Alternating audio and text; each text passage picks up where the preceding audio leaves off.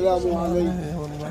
اعلم يا عبد الله، اعلم يا عبد الله أنك أصبحت الآن في منزل من منازل الآخرة. إن شاء الله ستبعث يوم القيامة إن شاء الله على سنة حبيبك محمد. اللهم صل على سيدنا محمد. تبعث إن شاء الله على كتاب حبيبك سيدنا محمد. اعلم يا الله، اعلم يا عبد الله أنه سيأتيك ملكين حلوين كثير، ظراف عيونهم حلوين بالعلامة يا رب، وشعرهم أشهر.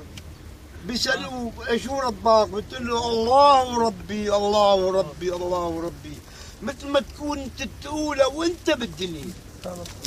ويسألونك كمان شو هو دينك؟ بتقول لهم الإسلام ديني الإسلام ديني الإسلام ديني. بتقول لهم يا وانت مفتخر، وانت مفتخر فيها. وما هو نبيك؟ سيدنا محمد صلى الله عليه وسلم نبي.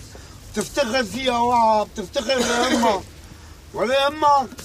هذول الملائكة حبايبنا وأحبابنا، والمؤمن أخو المؤمن، وإنا مؤمنين نحن مؤمنين. اوعى دير بالك. اللهم يا رب إكراما لحبيبك محمد. أنا ما بعرفه بس كان يصلي على سيدنا محمد حتى وانقطع.